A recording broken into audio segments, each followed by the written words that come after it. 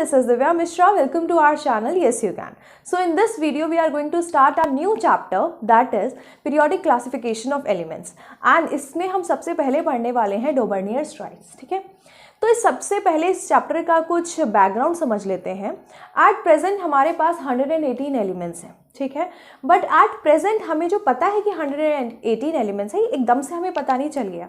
ये यहाँ तक पहुँचने के लिए इससे पीछे काफ़ी सारी स्टडीज़ होती हैं. जैसे कोई मूवी रिलीज़ होती है, उससे पहले की मेहनत वो रंग लेके आती है तो फाइनली एक मूवी रिलीज़ होती है. ठीक है, तो वैसे ही ये है जो हमारे पास आज मॉडर्न पीरियोडिक टेबल है, उससे पहले ऐसी पीरियोडिक टेबल बनाने के लिए बहुत लोगों ने एक्सपेरिमेंट्स किए हैं, बहुत लोगों ने अपनी अपनी थ्योरीज़ दी हैं. उन थ्योरीज़ को धीरे धीरे मॉडिफाई करते करते उसके अंदर रिक्वायर्ड चेंजेस करते करते हम लोग आज यहाँ तक पहुँचे हैं अपने मॉडर्न पीरियोडिक टेबल तक. उसमें सबसे पहला अटेम्प्ट किसने लिया था? डॉबर्नियर-स्ट्राइड ने. इसके बाद न्यूलैंड लॉ ऑफ ऑक्टेव्स आए थे, उन्होंने अपनी थ्योरी दी थी. उन्होंने क्या किया था, इसके जो लिमिटेशंस थी उस लिमिटेशंस को ओवरकम किया. फिर न्यूलैंड ऑक्टेव्स आए, ऑक्टेव रूल आया उनका. फिर उसके बाद उनकी जो लिमिटेशंस थी वो मेंडलीव पीरियोडिक टेबल ने फुलफिल की. फिर मेंडलीव पीरियोडिक टेबल काफ़ी अच्छी रही थी टेबल, बट उसकी भी जो लिमिटेशंस आई वो मॉडर्न पीरियोडिक टेबल में उन सबको सॉर्ट कर दिया गया. तो धीरे धीरे जो पुरानी वाली थ्योरी है उसकी जो लिमिटेशंस होती हैं उसके ऊपर फोकस किया जाता है, उनको ओवरकम किया जाता है और फिर नई थ्योरी बनाई जाती है. इन केस कुछ उसमें रह जाता है, कुछ भी लिमिटेशंस रहती हैं, तो फाइनली फिर उसको ओवरकम किया जाता है. तो यही होते हैं मॉडिफिकेशंस और इन सब चीज़ों की वजह से ही आ जाती है हमारे पास मॉडर्न पीरियोडिक टेबल. तो इसमें सबसे पहले हमारा जो टॉपिक आता है वो है डॉबर्नियर-स्ट्राइड्स. डॉबर्नियर्स जो थे ये जर्मन के केमिस्ट थे. इन्होंने हमारी जो ये थ्योरी थी ये इन्होंने जर्मन साइंटिस्ट ने ही लेके आए थे. इनका सबसे पहले एक जो कीवर्ड यूज़ हो रहा है दैट इज ट्राइड्स. ट्राई हम यूजुअली 3 जहाँ होता है वहाँ यूज़ करते हैं. उस टाइम कुछ 25 के करीब एलिमेंट्स थे जो डिस्कवर हो चुके थे. जैसे आज 118 एलिमेंट्स डिस्कवर हैं, उस टाइम इतने नहीं थे. उस टाइम जस्ट 25 एलिमेंट्स डिस्कवर हुए थे.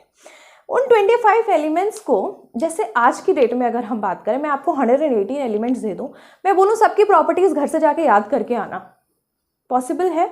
नहीं है पॉसिबल. तो हम क्या करते हैं, कुछ कैटेगरी में किसी चीज़ के बेसिस पे, केमिकल प्रॉपर्टी हो गया, कुछ भी हो गया, उन सब के बेसिस पे मैं अपनी तरफ से बोल रही हूँ कि मान लो केमिकल प्रॉपर्टीज़ हो गया या फिर एटॉमिक वेट हो गया, एटॉमिक मास हो गया, उन सब के बेसिस पर मैं एक कैटेगरी बना लेती हूँ. ठीक है, तो उससे क्या होता है, उस पर्टिकुलर कैटेगरी में मान लो 10 एलिमेंट्स आ गए, तो 10 एलिमेंट्स की आपको सिर्फ प्रॉपर्टीज याद करनी है. ठीक है, तो हम क्या करते हैं, चीज़ों को इजीली याद करने के लिए, अपने कन्वीनियंस के लिए हम कैटेगरीज बना लेते हैं. तो इन्होंने भी वही किया. उन्होंने बोला कि भाई 25 एलिमेंट की अलग से प्रॉपर्टीज पढ़ने की ज़रूरत नहीं है. इन्होंने कुछ ट्राइड्स बनाने की कोशिश की, कुछ ग्रुप्स बनाने की कोशिश की.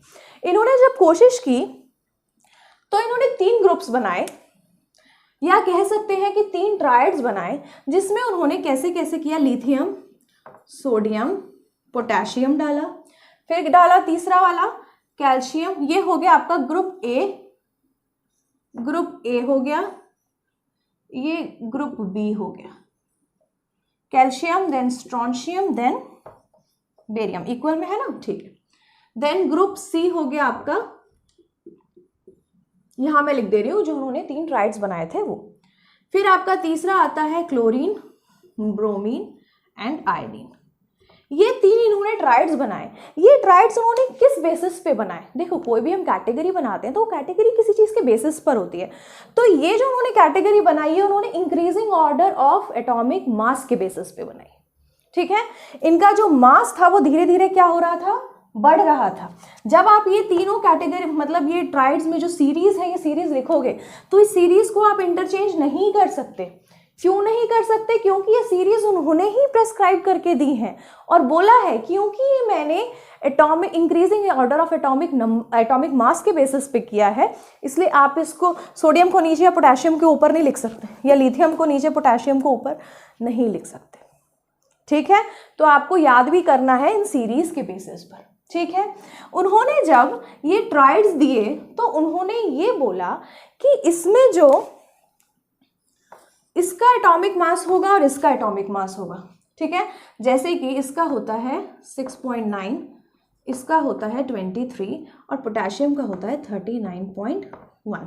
ठीक है, जैसे इसका एटॉमिक मास और इसका एटॉमिक मास के सम का जो एवरेज होगा वो मिडिल वाले के बराबर होगा।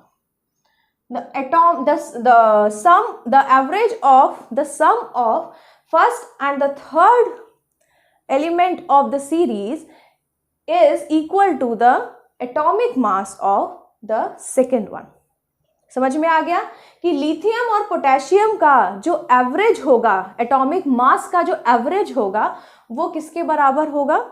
सोडियम के एटॉमिक मास के बराबर होगा। जैसे मैं आपको टेस्ट करके अगर बताऊं, जैसे 6.9 को आप ऐड ऑन करो 39.1 से, क्या आएगा?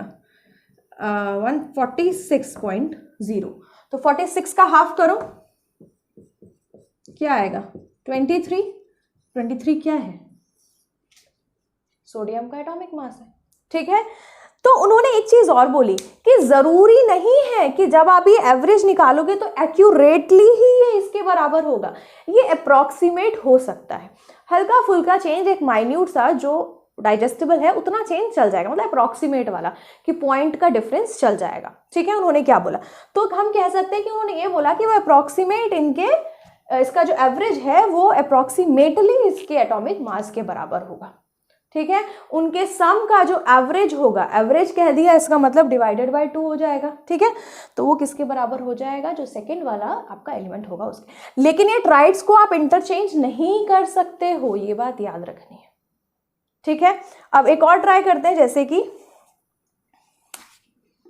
जैसे इसका होता है 401। ठीक है, इसका होता है ये और इसका होता है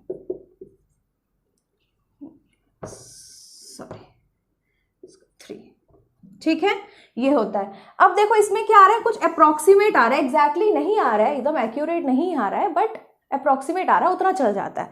और क्लोरीन का देखो, क्लोरीन का होता है 35.5, ब्रोमीन का होता है आपका 79.9 और इसका होता है आपका 126.9। ठीक है, ये होता है आपका एटॉमिक मास। तो आपको ये बात याद रखनी है, मास इतना याद करने की जरूरत नहीं, बट एटलीस्ट एक फॉर एग्जांपल याद रख लेना, एटलीस्ट टी वाला।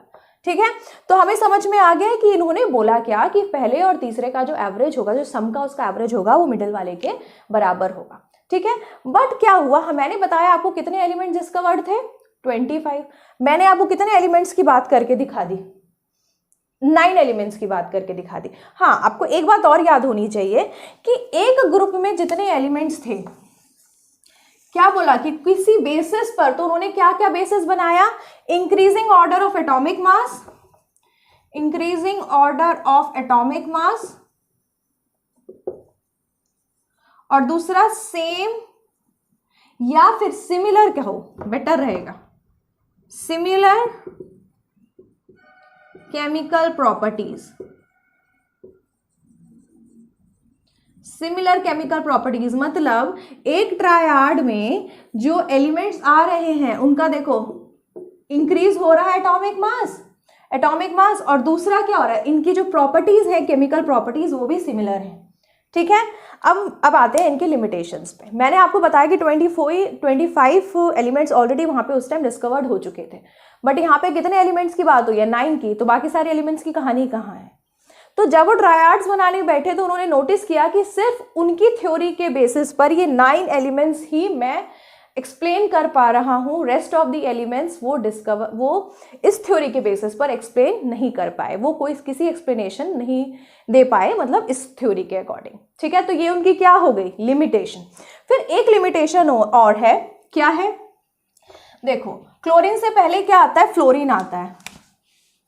फ्लोरीन का जो एटॉमिक मास होता है 19 होता है। ठीक है, तो जब हम नोटिस करेंगे 19 और 79.9 का जो एवरेज होता है वो किसके बराबर होना चाहिए? इसके बराबर होना चाहिए 35.5 के, बट वो उसका जो एवरेज होता है वो इसके इक्वल नहीं होता। ठीक है, इसीलिए भी ये थ्योरी का एक लिमिटेशन पॉइंट बन जाता है। तो इन्होंने क्या बोला कि इन्होंने एलिमेंट्स को increasing order of atomic mass के बेसिस पर पुट किया अपने ट्रायड्स में, और उन्होंने सेकेंड बोला कि इनकी जो प्रॉपर्टीज हैं वो सिमिलर केमिकल प्रॉपर्टीज होंगी। ठीक है, फिर तीसरी बात उन्होंने बोली कि यहाँ पे जो इनका फर्स्ट और जो थर्ड एलिमेंट होगा इस ट्रायड का, उसका जो एटॉमिक मास के सम का एवरेज होगा वो सेकेंड एलिमेंट के एटॉमिक मास के बराबर या फिर अप्रॉक्सीमेट उसके होगा, अप्रॉक्सीमेट वैल्यू आएगी उसके सम के एवरेज के बराबर, ठीक है। बट उनकी लिमिटेशंस क्या हो गई, छोटा सा ये डोबर्नियर ट्राइड्स की थ्योरी है, उनकी लिमिटेशंस क्या हो गई कि वो सिर्फ 9 एलिमेंट्स को ही अपनी थ्योरी के अकॉर्डिंग अप्लाई कर पाए, बाकी रेस्ट ऑफ द एलिमेंट्स को वो अपनी थ्योरी के अकॉर्डिंग एक्सप्लेन नहीं कर पाए, ठीक है।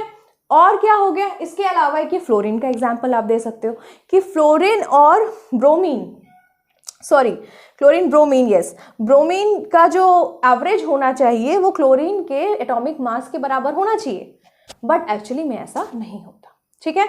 तो ये हो गई इनकी लिमिटेशन। अब नेक्स्ट क्लास में मैं आपको पढ़ाऊंगी Newland law of octave, Mendeleev periodic table and modern periodic table. So please stay connected. Hope you like the lecture. See you in the next video.